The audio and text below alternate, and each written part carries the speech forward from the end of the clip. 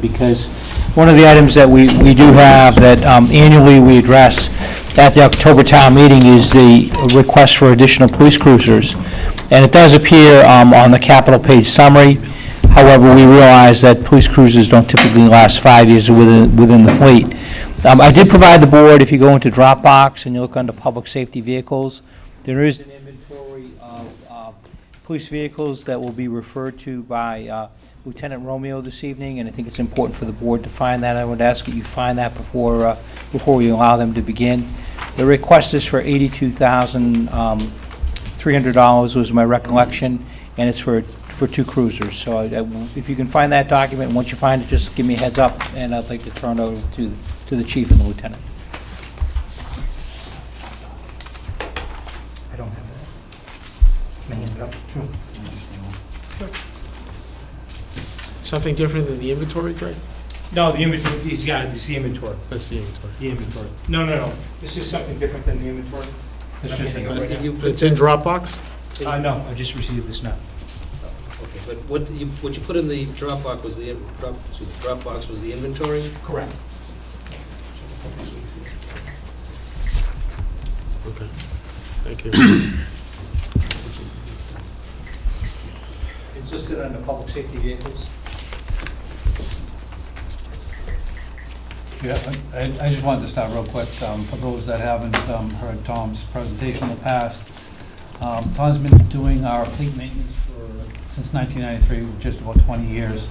And his responsibilities include auditing our fleet to determine replacement needs, new vehicle research, bidding and repurchasing, outfitting all the vehicles with emergency-related equipment, and then when they're in service, maintenance tracking, and then the decommissioning of all police vehicle and related equipment. He's also responsible for all insurance notifications and vehicle registrations, insurance claims, and damage settlements. Just so you have an idea of his experience and expertise in the field of researching and coming up with this budget request proposal. Tom? Thank you, Chief. Good evening. I don't have a PowerPoint presentation, but I believe you have everything that I'm going to go over. Basically, when you look at a police fleet, it's not your normal car. Obviously, it's a 24-hour, 365-day vehicle. The lifespan can fluctuate on a marked car from 3 to 5 years. For unmarked cars, we can last up to 10 to 12 years because they have single drivers and not typically an emergency response vehicle. When you track and analyze the data, we look at many different things. On when to decommission a car. It can be, obviously funding is the number one concern if there's funding available, whether it's through capital or through operating budget. We're very fortunate in North Reading to have, over the last 20 years, to place many cars in service that were no cost to the town, either through insurance settlements or through drug seizure funding or fundraisers. Currently, the motorcycle is part of our fleet, and that was not paid by the community. So we're very fortunate that we were able to implement alternative funding into our fleet. As I said, there's been many studies through Michigan State Police and through Clark University, actually is the leading document now, for the lifespan of a police car. And it can fluctuate, but I like to say that there's a reason why the warranty runs out at 75,000 miles, because that's when it starts to break. So, Ford currently offers extended warranties that we purchase when the cars are new. It's an extended warranty to 75,000 miles. But once you hit that, whether it's a 3-year time span or it's a 5-year time span, but once you hit that miles, you're going to start to incur costs where it's not cost effective to keep the car on the road anymore. Certainly not as an emergency response vehicle. So based on that, as I said, we do look at a lot of different things. The vehicle history, the repair history, the crash history, whether it was ever involved in a major collision or not. So we analyze all that data. Traditionally, over the last few budget cycles, we have gone with the oldest 2 cars. It just makes the more sense to keep the newer cars that are under warranty in service as long as we possibly can. Excuse me for 1 second. Back in 2002, 2003, we had requested traditionally, we request 2 cars a year. We were cut to 1 car for the FY 2002 and FY 2003 budgets. It was a short-term gain for the community because they didn't have to come up with the extra funding, but it ended up being a huge liability. Just in those 2 years alone, by not replacing the 2 cars, we had 2 engine failures and a transmission failure. Over $10,000 in repairs just in those 2 cars we kept in service. I'm not saying it's gonna happen again, it's just one of those things where you don't know. It's not only the financial cost that you look at, it's also the out-of-service cost that you have. 1 car was out of service for almost a month and a half. So that's a vehicle that's not obviously in use, it can't be used, so there's associated costs with that as well. So what might seem like, like I said, a short-term gain, it only delays the inevitable. You're gonna have to replace it the following year. The 2 cars that we're asking to get replaced this year are 2008 models, however, they were put in service in 2007. So they're actually at their 5-year mark now. So they're clearly, I'm not gonna classify them as unsafe because they're still safe vehicles and past inspection. It's just that they have reached their useful service as an emergency response vehicle. I'm not saying that they won't live another life doing something else, it's just that as far as our needs are concerned, they've reached their usefulness. And it's not only the vehicle itself, it's also the associated emergency equipment. National standard for emergency equipment is about 7 years for emergency lighting. And some of the equipment that's on those cars have been retrofitted from cars prior, so some of the equipment in those cars are over 10 years old, prisoner compartments and whatnot. When I made my last presentation to the board, I notified the board that obviously, and I think you now see the new cars that we have, Ford Motor Company stopped making the Crown Victoria. So now we have changed to the 2 vehicles that are available by Ford, is the Ford Taurus and the Ford Explorer. They're not traditional civilian models, they're police exclusive models, police only drivetrains and pursuit rated, which makes them emergency response vehicles. We currently have a sedan and an SUV in service now at the police department. We put them in service about 3 or 4 months ago now. We purchased 1 sedan and 1 SUV. They're both all-wheel drives, they're both 6-cylinder vehicles. When we talk about mileage compared to the Crown Victoria, the Crown Victoria averaged with idle miles and road miles, and it's all obviously in-town driving, about 9 to 10 miles to the gallon in the Crown Victoria. It's a V8, obviously full-size sedan. With the new vehicles now, in the early analysis, we were averaging about 15 to 16 miles a gallon. So a remarkable increase in fuel mileage. And we're getting an all-wheel drive vehicle. And in the SUV, we're getting comparable passenger compartment as well. And there's all 6-cylinder drivetrains. We haven't lost any performance or any capabilities of that. If anything, we've gained because it's an all-wheel drive vehicle. So we don't have to worry about calling a mechanic in on overtime to put chains on tires and respond in winter. So now we have an all-wheel drive vehicle, which we didn't have before.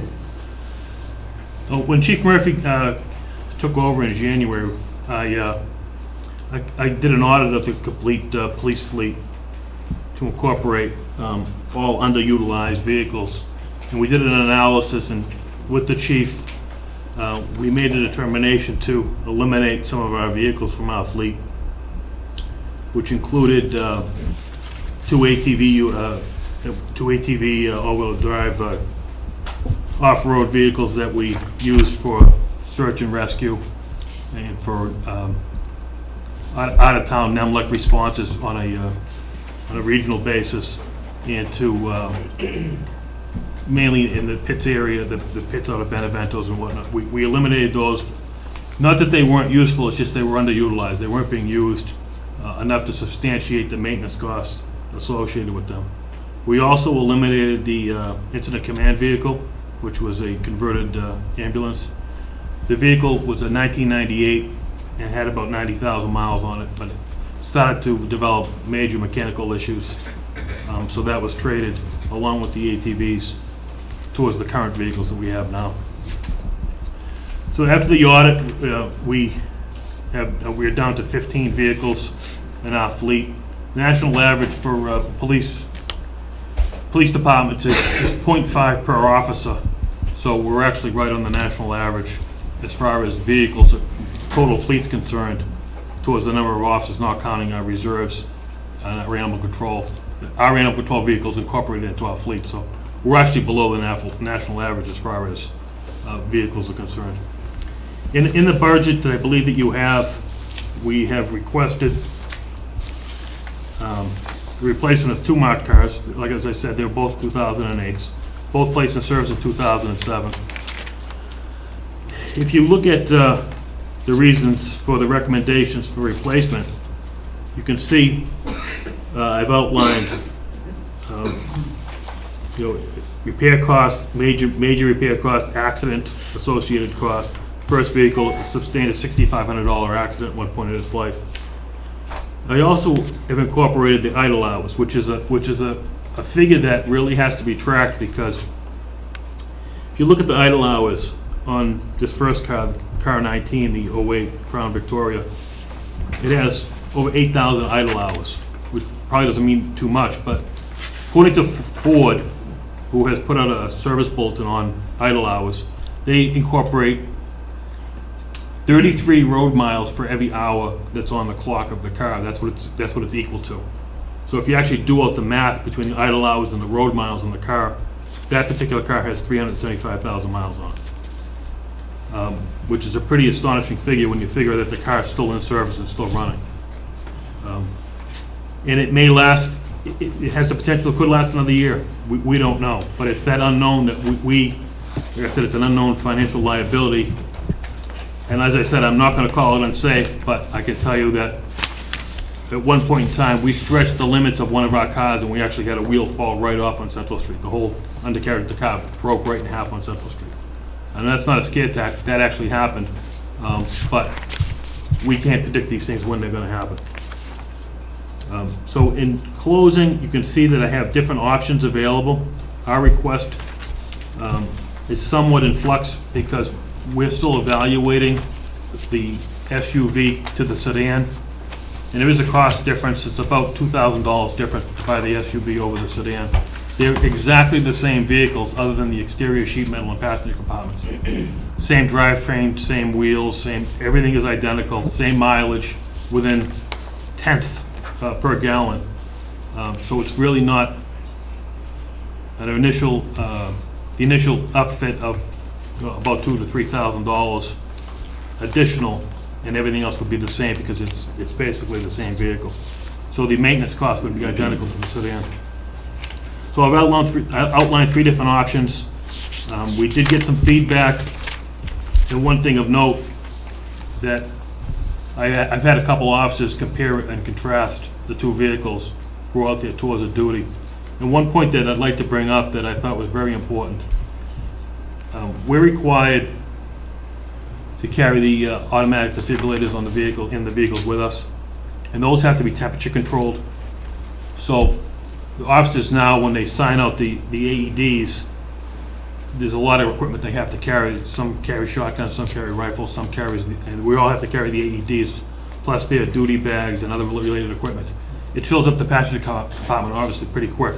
A lot of times that auxiliary equipment is ending up in the trunk, not climate controlled. With the SUV, everything is climate controlled because everything's in the back of the vehicle. So everything, so the AEDs would be at the temperature they have to be, which is, I hadn't even thought of it. It was brought up to me by one of the officers that to me is a pretty big selling point to go towards the SUV. There are other things that there is increased visibility in the SUV, increased rear seat, increased storage. So there are some pros starting to show towards the SUV. So once again, I have 3 options. They're a combination of either replacement of 2 SUVs, an SUV or a sedan, or 2 sedans. And it's roughly about $4,000, $4,200 if we were to more additional just to go with the 2 SUVs. Excuse me? Yes, we've requested option 1. Yeah. Based upon the feedback from the officers and the test drives we've had so far.